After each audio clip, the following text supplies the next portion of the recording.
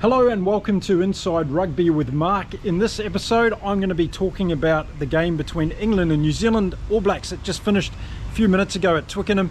What a game it was. Let's get stuck into the review right now.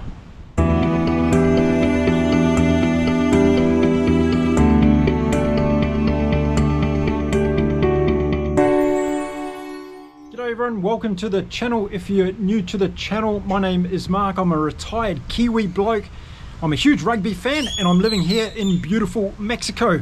So let's get into the game, and what a game it was. Just finished a few minutes ago and my blood is still boiling with excitement from that one. But let's start off, and I'm going to break the game down into 20-minute segments today because I think it's been really interesting to watch how these teams play in each quarter. So starting off, well, this game started with excitement right for the first minute. England showed their intent when the ball came out to Marcus Smith, and instead of kicking for touch from deep inside his 22, he did a chip kick across field looking for Fa'i Waboso to run onto. And this was the great show from England to show that they were going to test the All Blacks out wide, put them under some pressure and do some things a little bit creative to try and break the line. So that was a great start from England, I thought, in this game. We got to the third minute and I thought England had probably the better of the early exchanges in the first few minutes.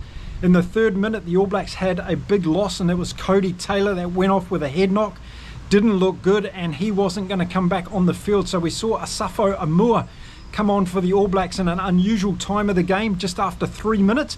And it was going to be very interesting to see what happened with Amua, both in general play over the next 77 minutes, as well as his line-out throwing, which has been under the microscope from a lot of Kiwi fans in recent times. England converted the pressure after 5 minutes and went ahead with a penalty kick to Marcus Smith, and they were up by 3 points to 0 after just 5 minutes in the game.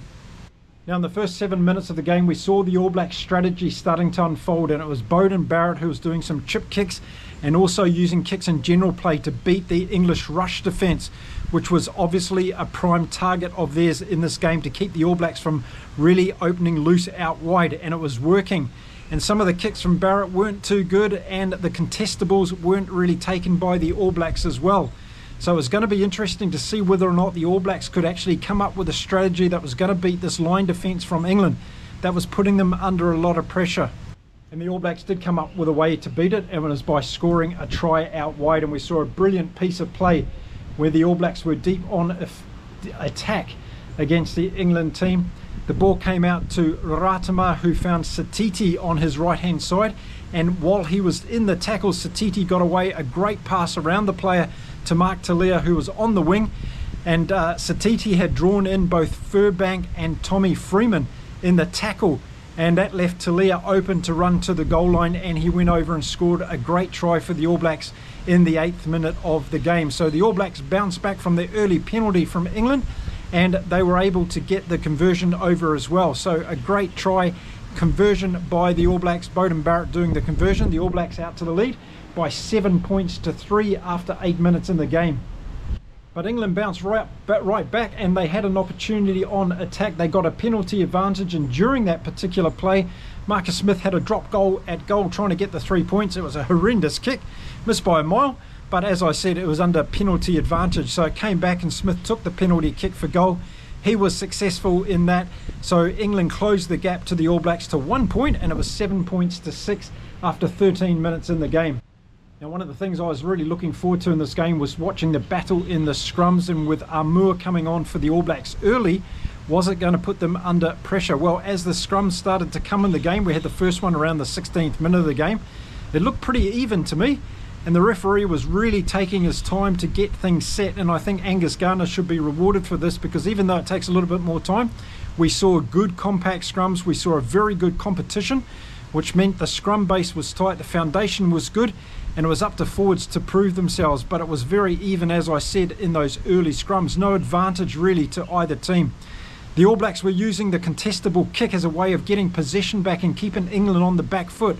In some ways it was working, in other ways it wasn't working. England were just as good in the air and we saw some fantastic play by Wabasso, who was up there getting balls out of the air. But the All Blacks were also having some success with Mark Talia in particular, and Geordie Barrett got one as well for the All Blacks. Then we saw a great break by the All Blacks in the 17th minute of the game. It was Rieko Ioane who was trying to get the ball to Will Jordan on his inside, and Ollie Lawrence came up with a fantastic tackle. And this had been something that was unfolding in the game. The English defence was very, very good early in this game, and they were putting the Kiwis on the deck. And when we typically see those busting runs from both Beauden Barrett and also Will Jordan, we weren't seeing them being very effective so far in the game. So when Ioane got through, the ball was out to Jordan, but there was a fantastic tackle in there by Ollie Lawrence that stopped the New Zealanders from getting to the line, and it was a very, very good play indeed. Unfortunately, during that play, Rieko Ioane damaged his hand and had to go off with a lot of blood on his hand. It looked like the webbing had cracked or something, and he went on to get stitched up. And while he was off the field, we saw Anton Leonard-Brown come on, who was on the bench today for the All Blacks. Now, as we got to the end of the first quarter of the game, the score was still at 7-6. It was a very even tussle at this stage. I thought the All Black backline was having trouble in coming up with creative plays to get through the English defence, which was very, very good. We saw some huge hits from Cunningham South. We also saw Maro Itoje doing some good stuff, and Ben Earl was in there big on defence as well. So the England forwards were doing some good things to cut down the All Blacks and giving them less time to get running. Beauden Barrett was doing his best from number 10 for the All Blacks in that first quarter to try and find gaps between the English defence, but I would say that from a defensive point of view, England were the superior team in that opening 20 minutes of the game, despite the All Blacks having the lead 7 points to 6 on the scoreboard. And then as the second 20 minutes of the first half got underway, we saw a great break by England down the left-hand side. Itoje got the ball out on the wing and made a good break. He tried to put a kick ahead, but it went into touch, and it was a very dangerous moment for the All Blacks. England nearly busted through the line. From the next play, the All Blacks got the opportunity to put up another contestable kick again, but it wasn't going well for them on this occasion. I just felt as though their backline was lacking the creativity on how to find ways to get through this particular England defence. And again, credit to England, they were absolutely fantastic when it came to putting pressure on the All Black backline. And it just showed, as we've seen throughout this year, if you pressure this All Black backline into mistakes, they're going to come up with them. And we saw a lot of errors in that first 20 minutes of the game from the All Blacks when they were trying to push that extra pass to try and break the English defence. And this is exactly what England were trying to prey on. They were trying to get their breakdown forwards in there to win this turnover ball, and they were doing a very good job at it. So hats off to England for their display in that opening part of the game. Now, as the second quarter of the game continued, the All Blacks started to increase the penalty count against them, which was something that I'd said in my preview video we needed to watch out for. Discipline was going to be a good thing, and the problem with the All Blacks penalty count was that they were tackling people without the ball. Now, the England pressure was coming on from a flat line of attack, and as the All Blacks saw the player running, they would go and tackle them. But Angus Gardner was correctly pulling up the All Blacks and communicating with them that, look, I understand they've got a flat line of attack here, but you cannot tackle the person without the ball. And the New Zealanders were falling into that trap time and time again.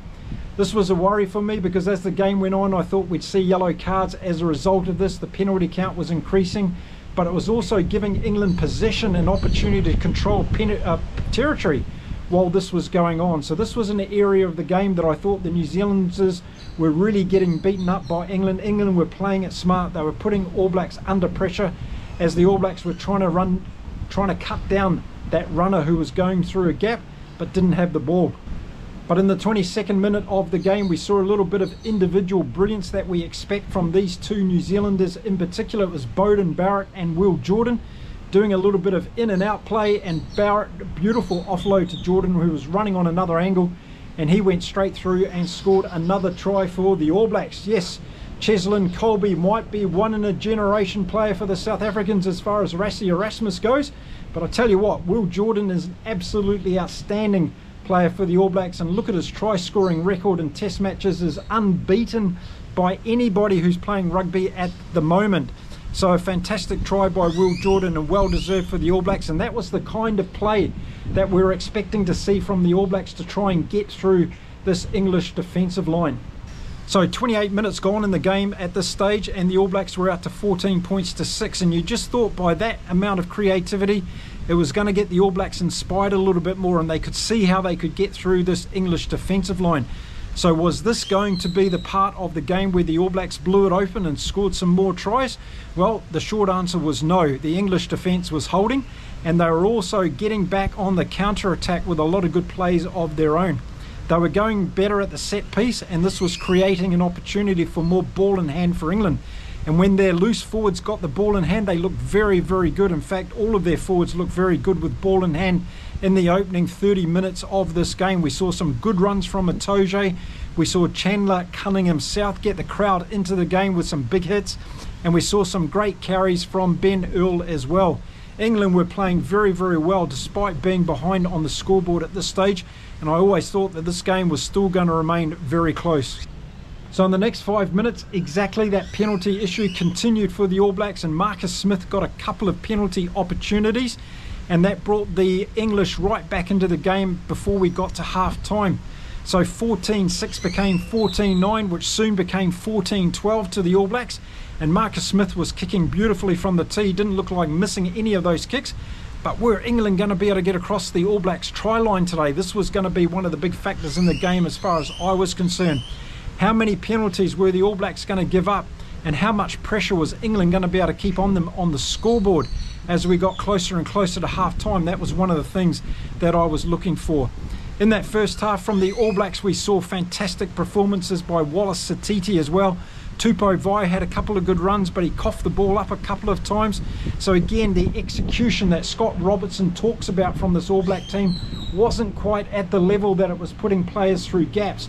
They were getting undone on occasions by their own passes or their kicks going into the wrong areas. Jordie Barrett wasn't making a big impact as far as I was concerned in the backline for the All Blacks, and he actually looks a shell of his former self, Jordie Barrett, at the moment. And I've been saying in my previous videos that the 12 and 13 combination for the All Blacks just isn't working against these top teams in World Rugby. And up until this stage of the game, I would have continued saying the same thing because I didn't see the All Blacks making some good progress. Now in the 36th minute of the first half, the English were on deep on attack, close to the New Zealanders 22. And New Zealand stole the ball, and Wallace Satiti came up with it and took off for a 30-metre run up the field. He had a passing opportunity to Tupou Vai, who was on his left-hand side, but unfortunately the pass wasn't good enough for Tupou Vai to be able to snatch it up and put the All Blacks on an opportunity to score another try. So that was another close one for the All Blacks, where just the precision around their passing let them down. 2 minutes later, we got to the end of the first half. The English had a penalty opportunity. Henry Slade put one of his big left foot kicks downfield close to the All Blacks 22 line to give England the last chance in the first half to score some points. They won the line out and proceeded to go out wide to try and set up different phases of play for Marcus Smith to have another drop goal opportunity. He did so, but it was another shocker, and the game ended for half time with that particular miss at goal.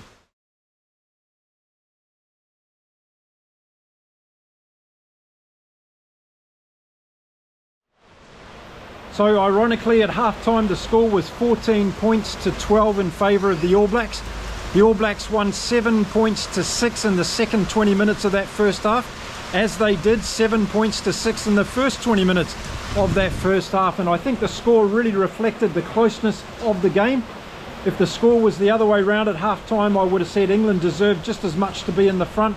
I think they played very good rugby in that first half. There was only those 2 tries separating the team, and it was just some individual brilliance. First of all, from Wallace Satiti putting Mark Talia in for the All Blacks, and then Beauden Barrett and Will Jordan combining to give the All Blacks another great try. And that was really the difference for me in the first half. The All Blacks showed that they could come up with those spectacular plays to score tries, but England were playing the right type of game, in my opinion.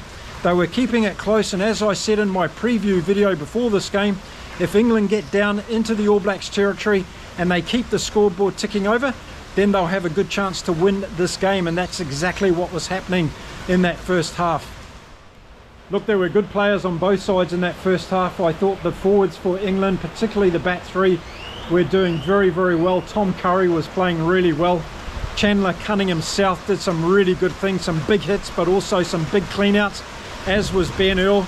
And I thought they probably had the better of the battle in the loosies in the first half.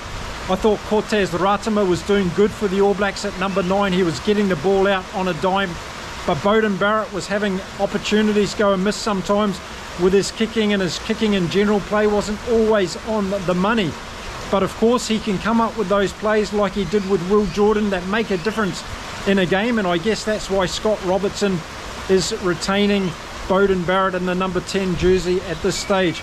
Mark Talea, who I have been critical of in the last few weeks, did very well on the wing in that first half. He scored that try. He still had some work to do when he got the ball from Satiti, so kudos to him. For me though, the standout players on the field in that first half, Marcus Smith was really running the show for England, doing very, very good work, both in his passing, distribution, running game, and also kicking. And also Fa'i Waiboso on the wing was doing some great things. He got some high takes under the high ball, did very well, and when he got the ball in space, he looked very, very dangerous indeed. So the All Blacks were going to have to watch Fa'i Waiboso in the second half, because he's a guy that can change the game, no doubt about it at all. I think it would have been a really interesting chat in the sheds from both teams at halftime, because I think both coaches probably would have said, just keep doing what you're doing, but just be a little bit more accurate. I think that would have been the main message. I think Scott Robertson though would have told the All Blacks to watch their discipline. It was costing them a lot, particularly on the scoreboard, and also a yellow card wasn't going to be far away if they kept the penalty count coming up. Angus Gardner, the referee, had made that very clear during the game, and I thought Angus Gardner was communicating really well with both groups of players as the game was going on. So strangely enough, we were only 1 minute into the second half where we saw the first replacement for the All Blacks in the second half come on. It was Tupu Vai coming off. Looked like he was limping a bit with his ankle, so maybe he did that in the first play of the second half. But we saw Patrick Tui Piloto come on, and I was really looking forward to him and his presence on the field for the All Blacks. Now the next couple of minutes of play was really interesting for me, because we saw it on a number of occasions throughout this game. The All Blacks won a scrum, they got a backline move going, but the backline move faltered, and it came to pieces, and England ended up winning the ball. And from that ball they started to put themselves on attack again and created a great opportunity. And the next play in the game was one of the best in the game so far. It happened in the 44th minute. The All Blacks had the ball. They looked like they were going to put some pressure on England around the halfway line. Ratima came out and did a pass out wide. It got intercepted by Marcus Smith, who read the play very well from Ratima, and he took off towards the New Zealand goal line. It was obvious that Smith wasn't going to have the pace to get the try on his own, but he had George Furbank coming up on the left-hand side inside him from great support. He passed to Furbank, who got the ball on quickly to Fa'i Waiboso, and he went over for a try with Will Jordan trying to catch him close to the goal line. It was a fantastic try from England, very well read from Marcus Smith. Poor pass from Ratima on that particular occasion, but there was no stopping Waiboso as he got close to the line for England. So within the space of the first 5 minutes of the second half, England had answered the question I had. They got over the New Zealand try line, they put 7 points on the All Blacks, and more importantly, they took the lead in this game. They were up now by 19 points to 14. You know, I made mention that Patrick Tui Piloto had come on for the All Blacks, and within the first 5 minutes of being on the field, he made his presence shown. And I thought this was going to be an important part of the All Black game, to see the impact their bench players were going to have. He had 3 really good runs in general play. He was getting the ball back, he was competing in the line out, and this was very impressive stuff from Tui Piloto for me. The All Blacks went back onto attack. They put several phases of play together, and then the ball came back to Beauden Barrett, and he made an unusual decision as far as I was concerned. He put a kick in towards the English line. It went too far, it went dead in goal, and it gave England the momentum back again from a part of play that the All Blacks had possession, they had territory, they were starting to build pressure, and then they gave the ball away to England through a poor kick. So England were ahead on the scoreboard, and it was going to be interesting to see whether this would give them momentum now, believing that they could win this game with about 30 minutes to go. The next turnover though came in the way of the All Blacks, and it was Ratima who had given away that intercept pass to Marcus Smith. He kind of redeemed himself by doing a fantastic turnover when England were on attack, and he got a penalty for the All Blacks within that particular turnover. Beauden Barrett decided to take a kick for touch and put the All Blacks back downfield, and were able to exit on this particular occasion. But it was something that I was noting in this game. The All Black exiting from inside their own 22 was not distinctive enough. They were not being clinical, and under pressure from the English rush defence, they've got to sort that out, because other teams like Ireland and France are going to do exactly the same to them. So this wasn't working very well, and I think the All Blacks need to go away and work on that clearance from their own 22. Came on, so Steve Borthwick after 52 minutes pulled the ripcord of his replacements in the front row, and they came on. And it was going to be interesting now to see whether or not this would change the momentum in the game. Were the All Blacks going to be able to get any dominance up front with Tamaiti Williams still on the field and Tyrell Lomax as well? 1 minute later, it wasn't the All Blacks scrum that was a problem, it was their line-out throwing, and we saw Asafa Amua make the first of several line-out throw botch-ups that he did, and this is something that's been plaguing his game over the 2024 season. And many All Black fans, including myself, would have been going like this when we saw Amua do another throw to the line-out that gave England the ball straight away. Those are mistakes the All Blacks can't afford to be making. And of course, these sorts of mistakes give momentum to the other team, and we saw in the next play from England a very good 50-22 taken by Marcus Smith, putting the English team back deep down on attack again and getting the opportunity to go from line-out ball. They then did several series of play, and they got a penalty about 45 metres out, and they decided to do something really creative, and I love to see what England were doing in this particular play. They decided to go for an up and under close to the All Black line and put a lot of pressure on them, and that's exactly what they did. And I tell you what, it nearly worked out. Right on the try line, it was Geordie Barrett that probably saved the day for the All Blacks. I think Henry Slade was coming through. It looked like it was going to be a contest to see whether or not England could out jump the All Blacks and get a try out of that scenario. On that occasion they didn't, but hats off to England. That's the sort of creativity we want to see in games, and that's the sort of creativity, for instance, that I've been calling from the All Blacks. So it was a close thing for England. New Zealand were able to keep them out on that occasion, but in the next set of play, another disaster for the All Blacks while they were trying to exit their own 22. A forward pass from Beauden Barrett to Will Jordan enabled the All Blacks to be stopped in their tracks again and give England more opportunities deep in New Zealand's territory. And then in the 58th minute of the game, as we came close to the end of the third quarter of the game, we saw a brilliant play by the All Blacks down the left-hand side. Everybody in the New Zealand jerseys thought they'd got a try out of this one as Beauden Barrett broke through, but the call was coming back for a deliberate knock-on by Caleb Clark and an ensuing penalty to England. So this was another big moment in the game as the All Blacks thought they had a try. It wasn't a try, it was a deliberate knock-on by Caleb Clark. He was lucky to stay on the field. We've seen yellow cards given for those before, but Angus Gardner decided that he would stay on the field. England got the penalty. Marcus Smith had a shot at goal, and it was another successful kick from Marcus Smith. So as we came to the end of the third quarter of the game, England went out to 22 points to 14, a commanding lead with 20 minutes left in the game. Now it was really interesting because if you look back over that third quarter between the half-time break and the 60-minute mark, England won that quarter on the scoreboard by 10 points to 0. So comprehensively, and we've been talking, or I've been talking a lot this year about New Zealand's second half performances and how they've been falling off in games and giving the other teams an opportunity to get momentum going. And that's what we had seen in this third quarter of this game. England had built the momentum. They capitalised on some of the All Black mistakes they were making, and they kept the scoreboard ticking over. So kudos to England for a great third quarter in this game. Marcus Smith again was at the forefront of that, setting up a brilliant try, getting a penalty kick over. Well done England for a great third quarter in this game. 22 points to 14 in the lead. Were the All Blacks going to be able to come back in the last quarter of the game? That was the big question now. Well, to start the last quarter, Scott Robertson decided to pull the ripcord with his back reserves, and he brought on Cam Roigard and Damien McKenzie. I talked about in my preview video how I'm enjoying watching Damien McKenzie come off the bench. I think that's the right position for him, and he had an opportunity in the last quarter of this game to come on and show what he can do.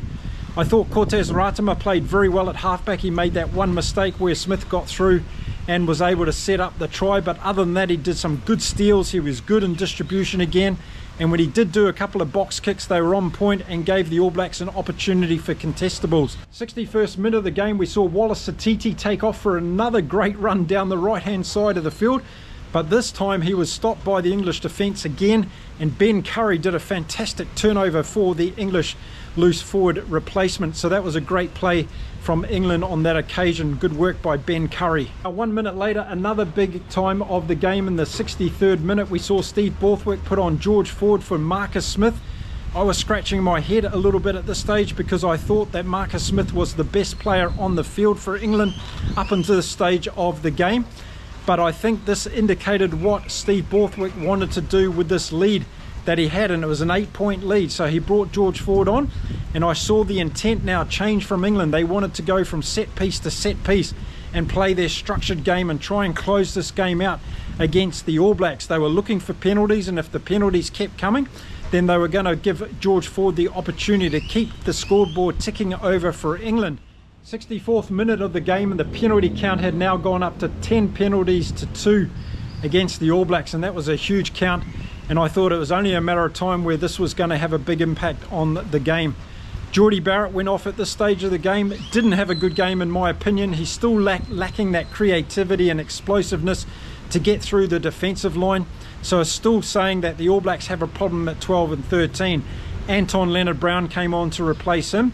And of course he'd already come on the field to replace Ioane, who had come back on the field after getting his hand stitched up and bandaged. The All Blacks were heading into the last 15 minutes or so of the game with the new centre pairing of Anton Leonard-Brown and Rico Ioane. But just a couple of minutes later, the All Blacks got a penalty kick opportunity. Ben Earl went into a tackle with no arms, and Angus Gardner had no choice but to give the penalty to the All Blacks. It was straight out in front. McKenzie got it over, so the All Blacks were back to 22 points to 17, and this was a really big moment in the game because this put the pressure off the All Blacks a little bit to chase the scoreboard. They were now back within one score of beating England in this game. Up until that point, I thought England had the advantage, having 8 points ahead, but now the All Blacks were really back into it. The All Blacks of old, of course, were used to steaming home over top of teams, but we haven't seen that from this particular All Black team. So were they going to be able to do this in the last 12 minutes or so of the game?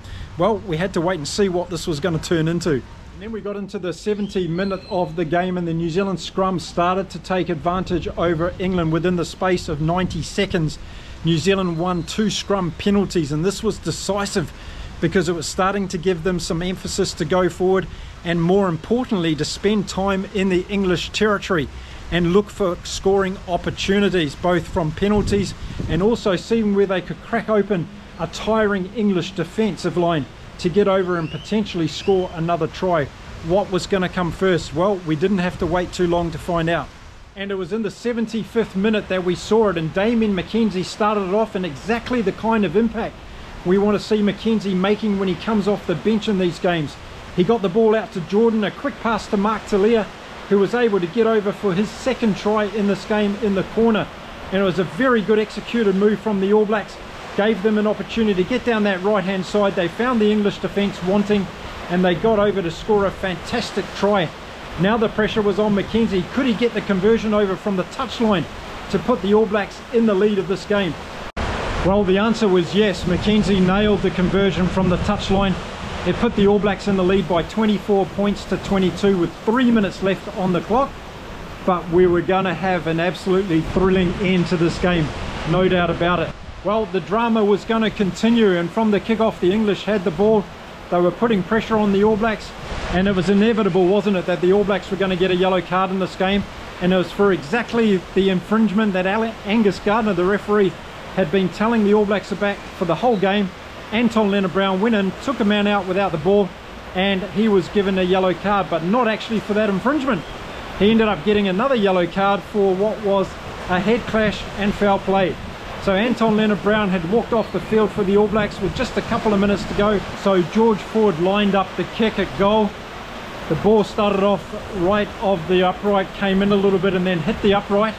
Patrick Tuipulotu was under it for the All Blacks, and then the All Blacks had a knock on as he went to ground into the ruck. So it was drama all along in the last part of this game.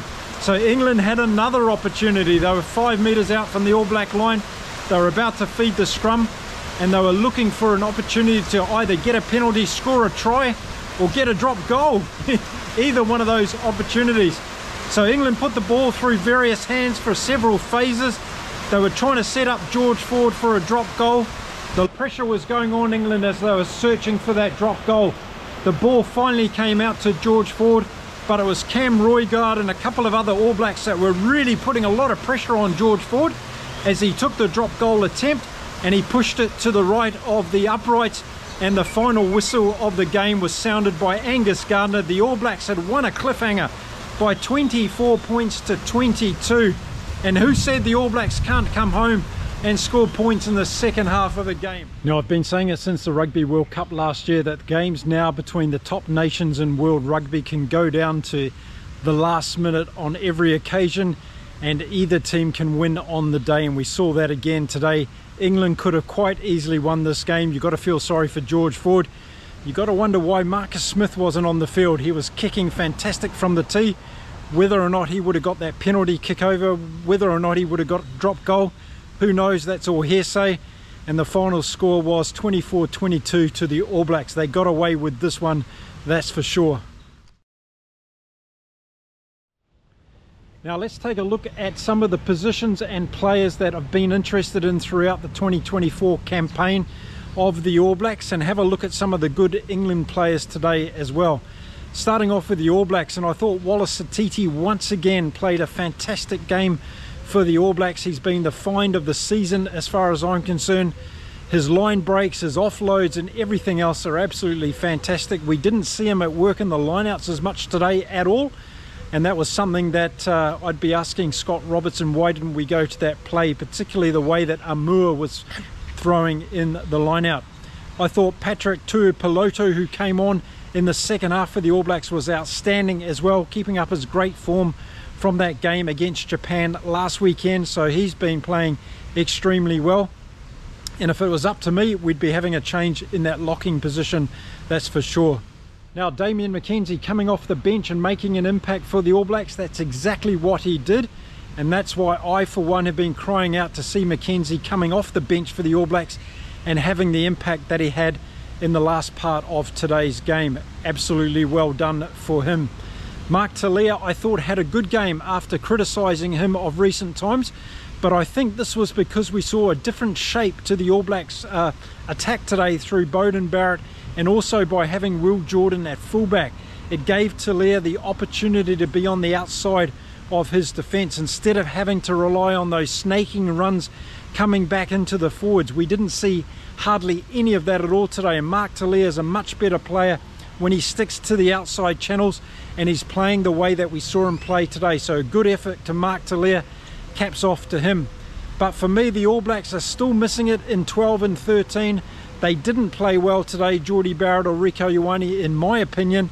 I thought they left too many opportunities on the table, and the All Blacks were very, very poor when it came to clearing and exiting from their own 22 when they used that second or third pass option out to one of those two guys, and they just didn't look like it at all. And as far as Anton Leonard-Brown, he's another that I haven't been impressed with, to the dislike of many of you here on the channel. But again today, a yellow card off the field with someone with his experience coming into a close game like that at the end of the game. He should be playing better than that at number 12. I've got to say, I think the England loose forwards had the battle won over the All Blacks today. I think Ben Earl, Chandler Cunningham South, and also Tom Curry were outstanding, and I think Ben Curry, when he came on as well, was absolutely fantastic for England. You know, they won that third quarter by 10 points to 0, and the All Blacks came back and won the fourth quarter by 10 points to 0. So if it was just those 2 points different in the first half, that made all the difference in this game for the All Blacks. And as I said, this game could have quite easily gone either way, just like the games down in New Zealand earlier this year. There's not much between these two teams at all. I think there's no question that New Zealand's found their halfback pairing in Ratama and Roygaard now. It's just going to be a matter of who starts each game and who comes off the bench. I like the fact that Roygaard came off the bench today. He gave some emphasis in that last 20 minutes of the game, and particularly with Damian McKenzie. I thought that was a really good matchup, but I also like Cortez Ratama starting the game for the All Blacks. I've said this in previous videos that I think that he gets into the rhythm of the game, and I think Roygaard showed today that he's more impactful coming off the bench. So it's going to be really interesting to see what Scott Robertson does with this halfback pairing as we move forward. Now, it's been obvious to me in the last few weeks that Scott Robertson is looking at this All Black team very differently to what I am and a lot of the fans are. He's looking at 2024 only. Beauden Barrett for me is not going to be the solution at number 10 for the All Blacks as we head to the Rugby World Cup in 2027. And so far Scott Robertson hasn't been giving too many other 10s an option for the All Blacks in that side. So I think we're going to see Beauden Barrett for the remainder of these two big games against Ireland and France. We might see a change against Italy, but who knows? We'll have to see how things go in the next two games. But for me, Beauden Barrett, he has some off days and on days. I don't think his kicking was brilliant today. His running was better in different paces, and of course he's the player that can put people away like we saw with Will Jordan today, and I think that's what Scott Robertson is relying on from Beauden Barrett playing at number 10. I haven't been a fan of Will Jordan at fullback, but today he played well again and he can score tries from anywhere, that guy. He's brilliant in the back line for New Zealand, and I'm pretty sure that Scott Robertson's going to stick with him at fullback now. Caleb Clark didn't get too much into the game today on a positive front foot. He did a couple of runs that looked good and dangerous, but overall I don't think he had the best game in the All Black jersey in 2024 today. I was really impressed with England today. I thought their defence was outstanding. They put the pressure on the All Blacks through their rush defence. They found lots of opportunities to kill the All Blacks attacking raids. They were great at stealing the ball. England were really unlucky to lose this game, and I think they shouldn't be dismayed too much. I think they're now going to get ready to take on the world champions South Africa, and they're going to be very, very buoyant and positive going into that game. And if they're not, they should be, because they had an outstanding game today. I thought Marcus Smith was fantastic. He did a lot. I'm scratching in my head still a little bit on why he was taken off, and did that cost England the game at the end? Well, we will never know, but that's the way the cookie crumbles sometimes. I thought Spencer was good at halfback also for England today. Ollie Lawrence was huge in defence on a couple of occasions. He was really, really outstanding. But Fahi Waibaso on the wing was really good. George Furbank came in and was playing in support a lot of the time in very good positions as well. I think this was an outstanding performance by England today. They were just unlucky in the last few minutes of the game. But a win is a win, and the All Blacks will be very, very buoyed by beating England today at Twickenham to kick off their autumn international series with these three tight games they've got coming up against England, Ireland and France. This was exactly the way that Scott Robertson wanted the tour to start, and he's got that wish now. Now the All Blacks need to build on it, because they've only got a 6-day turnaround before they play Ireland at the Aviva Stadium in Dublin. What a cracker of a test match to kick off the autumn international series today. England versus New Zealand. New Zealand the winners by 24 points to 22. I picked the Kiwis were going to win by 5. Well, it was a little bit less than that, and I knew it was going to be a close game, and we weren't disappointed. Now let me know in the comments what you thought of the game. How did you see it? How did you see the players that were standing out from both teams? Did we get the answers we wanted from the All Blacks in their particular selection? Let me know. I'd love to know whether you'd change a few things up for Ireland. I'm going to give you my predicted team for that game over the coming days. And for England, how did they kick off their autumn international series in your eyes? Were they unlucky? Could they have got across the finish line? Yes, I think they could have, but I'd love to know your views in the comments on how you saw this England performance. Okay, that's it for this video. Hope you've enjoyed watching my review of the All Blacks versus England in this particular video. If you have enjoyed it, please hit the subscribe button. Support my channel in any way you can. I love making these videos about rugby, and I'm going to get excited now about the other 20 games we've got coming up in this year's autumn international series. So I'll see you again really soon in the next episode. Until then, stay safe, stay well everyone, keep enjoying your rugby all across the world, and I'll see you again very, very shortly. Until then, it's bye for now.